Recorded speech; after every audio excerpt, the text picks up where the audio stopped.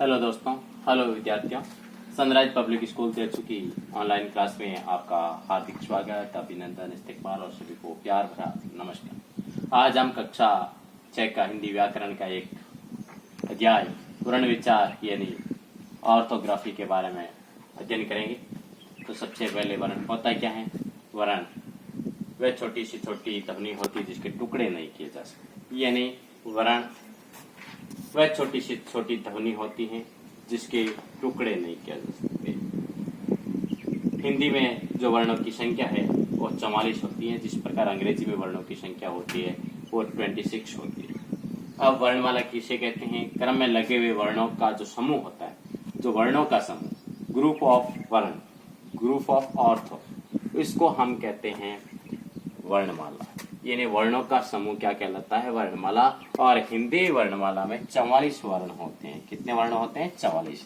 11 तो स्वर होते हैं और 33 व्यंजन होते हैं। इसी प्रकार अंग्रेजी वर्णमाला की बात करें तो उसमें जो लेटर्स होते हैं उनकी संख्या होती है वो 26 होती है। जो वोवेल्स होते हैं वो 5 होते हैं और कॉन्सोनेंट होते हैं 21 होते हैं। इसी प्रकार स्वर किसे कहते हैं? जिन वर्णों के उच्चारण के लिए दूसरे वर्णों की सहायता नहीं ली जाती, ऐसे वर्ण जो अपने खुद की ध्वनि उत्पन्न करते हैं, किसी और वर्ण की सहायता नहीं लेते हैं, ऐसे वर्ण कहलाते हैं, वो स्वर कहलाते हैं। क्या कहलाते हैं? स्वर। और हिंदी वर्णमाला में स्वरों की संख्या है वो 11 होती है, जो इस प्रकार है: ए, आ, ई, उ, री, ए, आई, ओ, औ। ये वर्णमाला में, हिंदी वर्णमाला में स्वर है वो स्वरों की संख्या है 11। अब स्वर भी 3 प्रकार के होते हैं। हिंदी वर्णमाला में भी स्वर है वो 3 प्रकार के होते हैं। एक होता है ह्रस्व और दूसरा होता है दीर्घ। ह्रस्व का मतलब जिसमें छोटी ध्वनि पैदा होती है, लंबी ध्वनि नहीं होती है। और दीर्घ का मतलब जिसमें ध्वनि है वो लंबी होती है, उसको हम दीर्घ कहते हैं। ऐसे ह्रस्व स्वरों की संख्या 4, ए, ई, उ और री। हिंदी वर्णमाला में जो ह्रस्व स्वर होते हैं वो 4 होते हैं और दीर्घ स्वर होते हैं वो 7 होते हैं। आ, बड़ी, बड़ाऊ, ए, आई, ओ और औ, ये होते 7। अब लुप्त स्वर हिंदी वर्णमाला में जो ओम का प्रयोग होता है लगभग, लेकिन वे ना के बराबर प्रयोग किया जाता है। अब व्यंजन के बारे में पढ़ेंगे। व्यंजन जो स्वरों की सहायता से बोले जाते हैं, जिनके बोलने के अंदर, उच्चारण करने के अंदर स्वर की सहायता ली जाती है, ऐसे वर्ण है वो व्यंजन कहलाते हैं। ऐसे वर्णों को हम व्यंजन कहते हैं। और हिंदी वर्णमाला में व्यंजनों की संख्या है वो 33 होती है। हिंदी वर्णमाला में वर्ण है वो 33 होते हैं।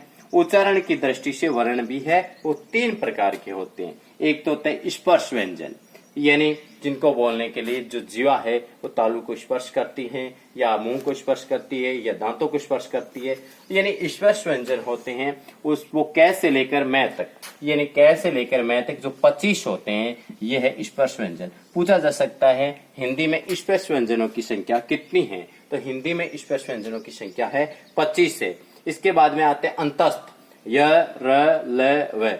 ये य, र, ल, व 4 अंतस्थ व्यंजन होते हैं। और उष्म व्यंजन से और है, 3 से और 1 है, ये उष्म व्यंजन होते हैं। यानी कुल व्यंजन होते हैं वो 33 होते हैं। 25 स्पर्श व्यंजन, 4 अंतस्थ व्यंजन, 4 उष्म व्यंजन, और ये कुल हो गई 33। कैसे लेकर मैं तक अपने स्पर्श, यह से लेकर वह तक अंतस्थ, और उसमें व्यंजन वो से है। इस प्रकार से ये हमें वर्णमाला में जो हमने 44 वर्णों के बारे में एक बार फिर देख लेते हैं कि वर्ण होता क्या है। वह छोटी से छोटी इकाई या छोटी से छोटी ध्वनि जिसके कोई टुकड़े नहीं किया जा सकता, कोई टुकड़े नहीं होते हैं, ऐसे जो होते हैं ध्वनि, उसको हम वर्ण कहते हैं। ऐसी ध्वनि को वर्ण कहते हैं। वर्णमाला वर्णों का समूह होता है, वर्णों का ग्रुप होता है, उसको हम वर्णमाला कहते हैं। हिंदी वर्णमाला में वर्णों की संख्या 44 होती है। हिंदी वर्णमाला में वर्णों की संख्या 44 होती है, जिसमें से 11 स्वर होते हैं और 33 व्यंजन होते हैं। यानी 11 प्लस 33, 11 प्लस 33, तो ये दोनों हो गए 44। तो वर्णों की संख्या हो गई 44, 11 स्वर, 33 व्यंजन, और कुल वर्ण है 44। अब स्वर जिन वर्णों के उच्चारण में दूसरे वर्णों की कोई सहायता नहीं ली जाती, यानी वो अपने खुद के उच्चारण में किसी और वर्ण की सहायता नहीं होती, ऐसे वर्ण को हम स्वर कहते हैं। हिंदी वर्णमाला में जो स्वरों की संख्या है वो 11 है। वर्णमाला में स्वरों की संख्या 11 है। और स्वर कौन कौन से? ए, आ, ई, उ, री, ए, आई, ओ और औ। ये हैं हिंदी वर्णमाला में स्वर 11। अब स्वर में भी 3 प्रकार के होते हैं। एक होता ह्रस्व, दूसरा होता दीर्घ और तीसरे होते हैं लोप। ह्रस्व स्वर, हिंदी वर्णमाला में ह्रस्व स्वरों की संख्या 4 होती है, जिनके उच्चारण में दीर्घ स्वरों की तुलना में कम समय लगता है। यानी जो कम समय में उच्चारित होते हैं ऐसे स्वर ह्रस्व स्वर, जिनके उच्चारण में समय है वो अधिक लगता है, उसको दीर्घ स्वर कहते हैं। तो ह्रस्व ए, ई, उ और री, ये 4 ह्रस्व स्वर होते हैं और इनमें समय है वो कम लगता है दीर्घ स्वरों की तुलना में। दीर्घ में आ, ई, उ, ए, आई, ओ, औ, ये 7 होते हैं, यानी इनमें समय है उच्चारण में ज्यादा लगता है। कुल स्वर हो गए 11। लुप्त स्वर हिंदी में प्रयोग नहीं किए जाते हैं। और इसके बाद में हमने व्यंजन के बारे में चर्चा की। जिन वर्णों में जो उच्चारण में वह स्वर की सहायता ली जाती है व्यंजन कहलाते हैं। यानी जो स्वरों की सहायता से जो व्यंजन उच्चारित होते हैं उसको हम व्यंजन कहते हैं। और हिंदी वर्णमाला में व्यंजनों की संख्या 33 होती है। और उच्चारण की दृष्टि से व्यंजन भी 3 प्रकार के होते हैं। एक होते स्पर्श व्यंजन, दूसरे होते अंतस्थ व्यंजन, तीसरे होते ऊष्म व्यंजन। तो स्पर्श व्यंजन है वो कैसे लेकर मैं तक 25 होते हैं, कैसे लेकर मैं तक 25 स्पर्श व्यंजन होते हैं। अंतस्थ व्यंजनों की संख्या 4 होती है, से और है। और ऊष्म व्यंजनों की संख्या भी 4 होती है। अंतस्थ व्यंजनों की संख्या य 4 होती हैं और ऊष्म व्यंजन से है ये 4 होते हैं। यानी कुल व्यंजनों की संख्या 33 होती है।